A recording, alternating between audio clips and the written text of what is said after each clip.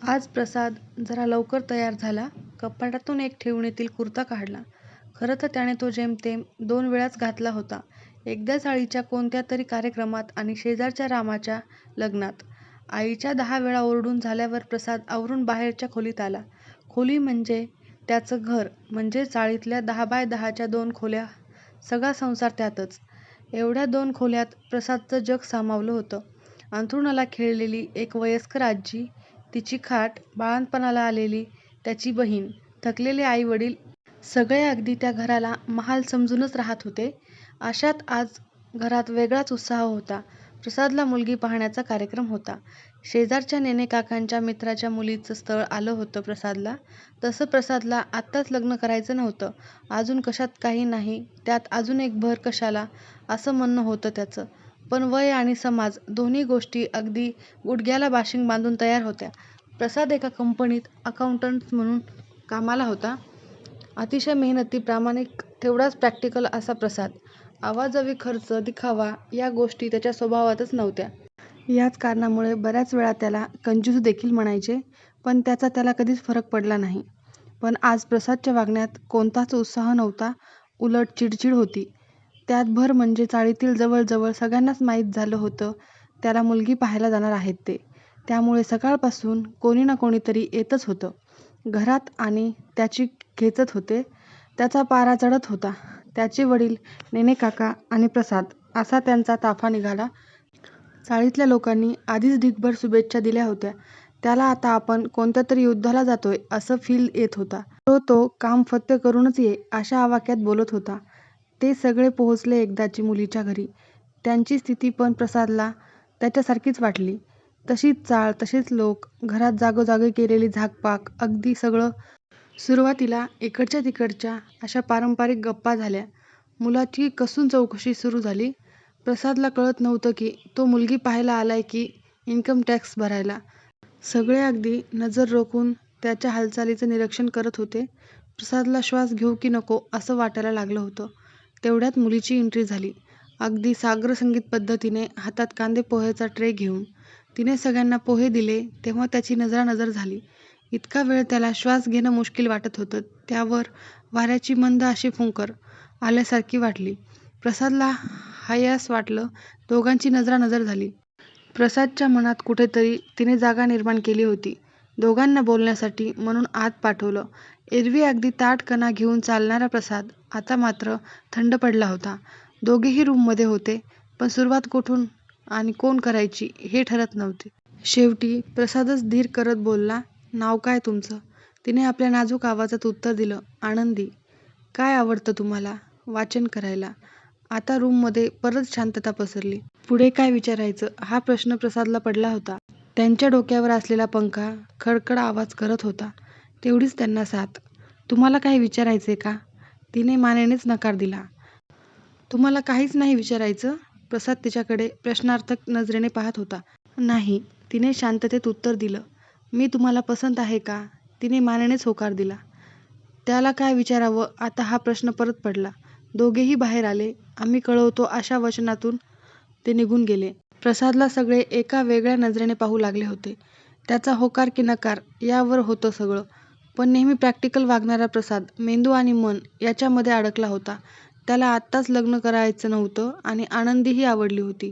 अशा वेळी काय करावं हे त्याला सुचत नव्हतं. त्याने आत्ता नको म्हणून नकार दिला आणि तिचं दुसरीकडे लग्न झालं तर? प्रसादची मनस्थिती खचतच चालली होती. त्याला एकालाच निवडायचं होतं आणि त्याने नकार कळवला. पण मनातून त्याला याचं खूप वाईट वाटत होतं. मग सुरू झालं परत रोजचंच रुटीन. घरात मात्र त्याने सांगून टाकलेलं, जोपर्यंत तो बोलत नाही तोपर्यंत लग्नाचा विषयही काढणार नाही कोणी म्हणून. 2-3 महिने झाले असतील याला. आज प्रसादला ऑफिसला जायला वेळ झाला होता. आजीची तब्येत ठीक नव्हती म्हणून डॉक्टरांना घरी बोलवलं होतं. ते जाईपर्यंत खूपच वेळ झाला होता. प्रसाद घाईतच घरातून बाहेर पडला. लोकल पकडली. दादरला उतरला आणि नेहमीच्या बसमध्ये चढला. बसला गर्दी तशी कमीच होती. कोणी एकटं बसलेलं होतं तर कोणी जोडीत. प्रसादचं लक्ष एका सीटवर गेलं. तिथे आनंदी बसली होती. आजही ती तितकीच गोड आणि निरागस दिसत होती. तिच्या केसांची बट तिच्या गालावर खेळत होती. एकदा त्याला वाटलंही की बोलावं तिच्याशी. पण काय म्हणेल ती? मी स्वतःहून लग्न मोडून आता स्वतःच सलगी करतोय. तिकीट तिकीटच्या आवाजाने तो भानावर आला. स्वतःचा तोल सांभाळत त्याने खिशात हात घातला तर पॉकेटच नव्हतं त्याचं. दुसरा खिसाही शोधला पण पॉकेट नव्हतंच. त्याला जणू धक्काच बसला होता. कोणी खिसा कापला असेल का? की पडलं असेल? 2 मिनिट तो स्वतःशीच बोलत होता. कंडक्टरच्या आवाजाने परत भानावर आला. आत्तापर्यंत बसमधील बरीच लोक त्याच्याकडे पाहू लागली होती. त्यात तीही आलीच. आता तर त्याला घामच फुटू लागला. तिकीट घेणंही महत्त्वाचं होतं. पण पैसे? स्वतःवरच त्याला राग येत होता. तेवढ्यात मागून आवाज आला, "हे घ्या." त्याने पाहिलं तर आनंदी होती. त्याला अवघडल्यासारखं झालं होतं. काय करावं हे सुचत नव्हतं. तिने त्याच्या हातात पैसे ठेवले आणि उतरून गेली. तो तसाच उभा होता. नक्की काय घडलं याचा अंदाज बांधत. तो सीटवर बसला. तिकीटही काढली. साधं तो तिला थँक्यूसुद्धा म्हणायचा चान्स नाही दिला तिने. पण ऑफिसमध्ये आज प्रसादचं वागणं काही वेगळंच होतं. एरवी कामात बुडलेल्या प्रसादचं लक्ष आज कशातच लागत नव्हतं. त्यात घरून फोन आलेला की तो पॉकेट घरीच विसरला आहे. त्यामुळे त्याचा जीव भांड्यात पडला होता. पण राहून राहून त्याला आनंदी आठवत होती. नेहमी लवकर जाणारा प्रसाद दुसऱ्या दिवशीही घरून उशिरा निघाला. सेम लोकल पकडली आणि तीच बसही. चढल्या चढल्या त्याची नजर तिला शोधू लागली. तर ती आजही त्याच जागेवर बसलेली होती. त्याने तिकीट काढली अन तिच्या शेजारी बसला. तिचं लक्ष नव्हतं आणि त्याला तर बोलायचं होतं. धीर करत तो बोलला, "हाय." तिने पाहिलं आणि त्याला गोड स्माईल दिली. "काल तुम्ही ते." "मी पॉकेट विसरलो होतो त्यामुळे तो गोंधळला होता." त्याचा गोंधळ तिने ओळखला. त्याला अडवत ती बोलली, "होतं असं कधी कधी." त्याला काय बोलावं समजत नव्हतं. पुढे त्याने पैसे देऊ केले. तिनेही काही न बोलता घेतले. दोघेही शांत बसले होते. ती खिडकीतून बाहेर डोकावत होती आणि वाऱ्याच्या ओघात तिचे केस त्याला स्पर्श करून जात होते. कालप्रमाणेच तिचा स्टॉप येताच ती उठली. त्याची इच्छा नव्हती, तरीही त्याला बाय म्हणावं लागलं. ती गेल्यावर तो उगाचच खिडकीला डोकं लावून स्माईल करत होता. खरं तर प्रसादला खूप बोलायचं होतं, पण कसं ते कळत नव्हतं. पण रोज उशिरा ऑफिसला पोहोचून चालणारही नव्हतं आणि त्याला तिला भेटायचंही होतं. आता यातला सुवर्णमध्य म्हणजे लग्न. पण एकदा नकार दिल्यावर ते तयार होतील का? आणि घरी तरी कसं सांगायचं? अचानक निर्णय कसा बदलला विचारलं तर घरच्यांनी? आणि त्या तयार होतील का? आणि त्यांचं दुसरीकडे कुठं ठरलं असेल तर? असे एक ना अनेक प्रश्न प्रसादला सतावत होते. नेहमी प्रत्येक बाबतीत अगदी क्लिअर असलेला तो आता मात्र पूर्णपणे गोंधळलेला. तरीही त्याने धीर करून विचारायचं ठरवलं. सगळ्यात आधी आनंदीच्या मनात काय आहे हे त्याला जाणून घेणं महत्त्वाचं होतं. लगेच पुढच्या दिवशी तो मानसिक तयारीसह गेलाही. सगळं आधी ठरवून अगदी ताठ करण्याने गेला. तिच्या सीटवरही बसला. ती नेहमीप्रमाणे बाहेर बघत होती. त्याला विचारायचं होतं, पण शब्द फुटत नव्हते. त्याने दीर्घ श्वास घेतला आणि बोलता झाला, "हाय." त्याच्या आवाजाने तिने त्याच्याकडे पाहिलं अन त्याचा सगळा कॉन्फिडन्स गळून पडला. तिने परत एकदा गोड स्माईल दिली, पण काही बोलली नाही. "तुम्ही इकडे जॉब करता का?" त्याने धीर करत विचारलं. "हो." फक्त एवढंच उत्तर आलं आता. "ओह, घरचे कसे आहेत?" "हो, छान आहेत." आणि तो पॉज घेत बोलला, "मग काय चाललंय सध्या?" "काही विशेष नाही, रोजचंच." ती जेवढ्यास तेवढं बोलत होती. आता मात्र त्याला राहवत नव्हतं. त्यानं विचारलं, "तुम्ही रागावला असाल ना मी लग्न मोडलं?" आनंदी त्याच्याकडे पाहत बोलली, "नाही हो, राग कसला? तो तुमचा निर्णय होता आणि तो काही विचार करूनच घेतला असेल ना?" प्रसाद क्षणभर स्तब्ध झाला. इतका निर्मळ विचार करणारी माणसं असतात. "हो, पण तरीही मला थोडं बोलायचं होतं, जर तुम्हाला चालणार असेल तर." तो, "हो, बोला ना." "तुम्ही नंतर कुठे म्हणजे लग्न वगैरे?" "नाही अजून." तिच्या या उत्तराने त्याचा आनंद गगनात मावेना. पहिली स्टेप तर झाली. आता पुढे तो मनात घोकत होता, म्हणजेच खरं तर मी विचार करूनच निर्णय घेतला होता. त्यामागे जी सध्या परिस्थिती आहे त्याचा विचार करूनच मी नाही बोललो होतो. पण आता मला असं वाटतंय की मी माझा निर्णय बदलावा. म्हणजे ती प्रश्नार्थक नजरेने पाहत बोलली, "म्हणजे तुम्ही माझ्याशी लग्न करायला तयार आहात का?" 2 क्षण तीही गोंधळली. काय बोलावे तिला समजत नव्हते. तिने काही वेळ घेतला आणि बोलली, "मला कळालं की तुम्हाला काय बोलायचंय. पण मीही कोणतं खेळणं नाहीये ना. जेव्हा मनात आलं नुसतं पाहिलं, परत मनात आलं की खरेदी केलं. माझ्याही भावना आहेत. तुमचे प्रॉब्लेम्स होते तेव्हा मी तुम्हाला अडचण वाटत होते आणि आता उपाय." हे चुकीचं नाही का? मी तुम्हाला वाईट नाही बोलत आहे, पण जेव्हा तुम्ही एखाद्या मुलीला पाहायला जाता, तेव्हा आधी तिच्याकडे माणूस म्हणून का नाही पाहत? आत्तापर्यंत साधी सोज्वळ असणारी आनंदी आता मात्र चांगलीच तापलेली होती आणि हे प्रसादला अजिबात अपेक्षित नव्हतं. प्रसादने सरळ हार मानली. तो समजून गेला की आनंदी दुखावलीये. मला माहितीये मी चुकलोय आणि मी माफीही मागायला तयार आहे. आयुष्यभराचा परिपूर्ण जोडीदार निवडताना मी आयुष्यभर साथ देईल असा जोडीदार निवडायला विसरलो. पण मला तुमची साथ हवीये आयुष्यभर. मला माहितीये तुम्ही दुखावलाय, पण माझा कोणताही आग्रह नाहीये तुम्हाला. हवा तेवढा वेळ घ्या. मी थांबायला तयार आहे. एव्हाना आनंदीच्या डोळ्यातून गंगा जमुना वाहू लागल्या होत्या. याला कळतच नव्हतं नक्की आता काय करावं. अहो, त्याने त्याचा रुमाल दिला तिला. खरंच सॉरी, पण तुम्ही अशा रडू नका. लोक बघायला लागले तिकडे. तशी आनंदी शांत झाली. काही वेळ कुणीच काही बोललं नाही.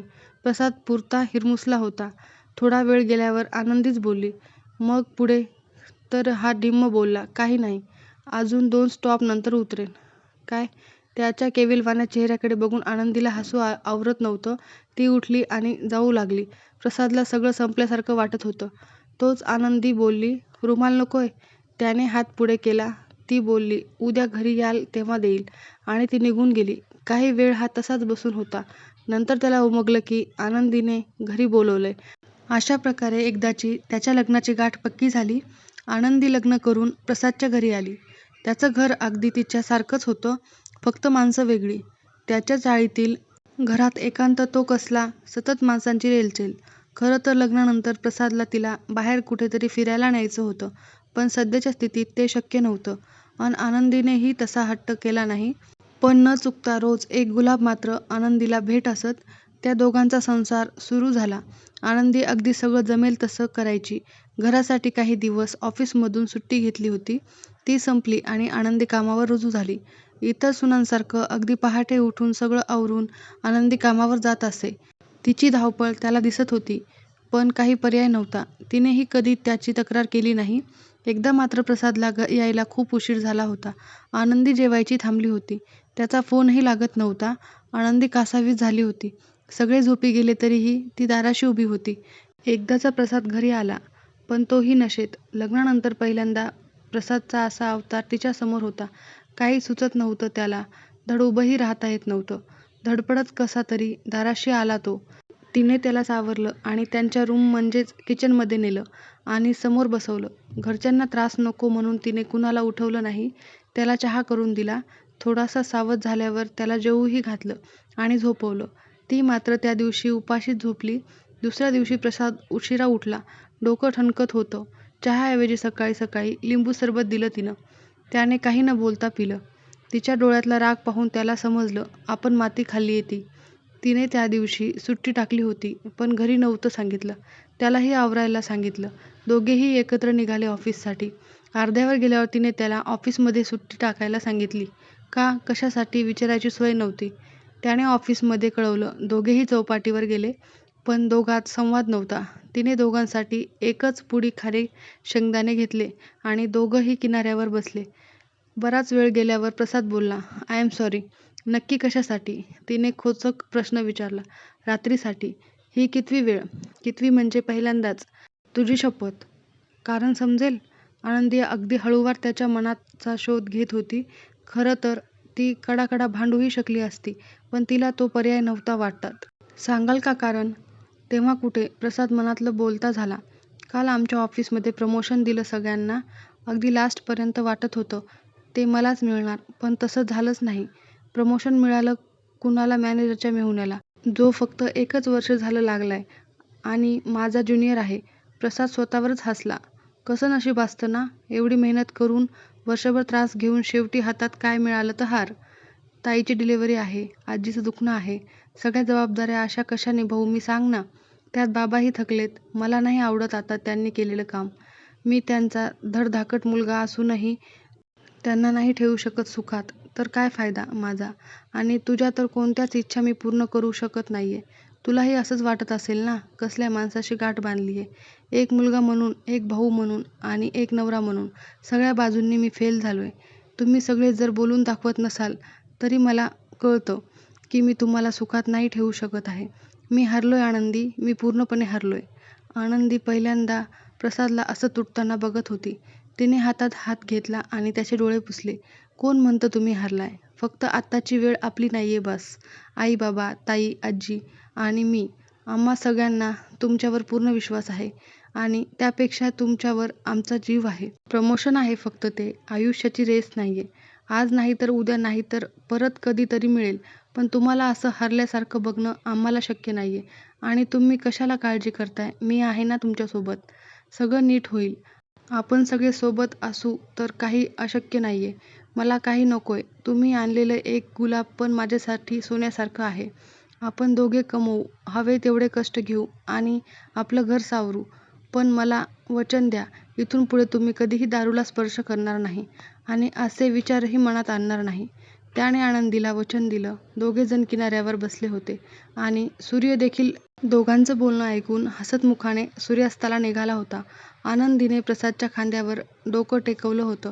दोघेही त्या सूर्यास्ताकडे पाहून नव्या सूर्योदयाची स्वप्न बघत होती. इतकी समजूतदार आणि वेळप्रसंगी खमकी बायको मिळाल्याचा आनंद प्रसादच्या चेहऱ्यावर होता, तर आपल्याला काळजी करणारा नवरा मिळाल्याचं समाधानही आनंदीच्या चेहऱ्यावर होतं. त्यानंतर दोघांचीही लग्नगाठ अजूनच दृढ झालेली. धन्यवाद.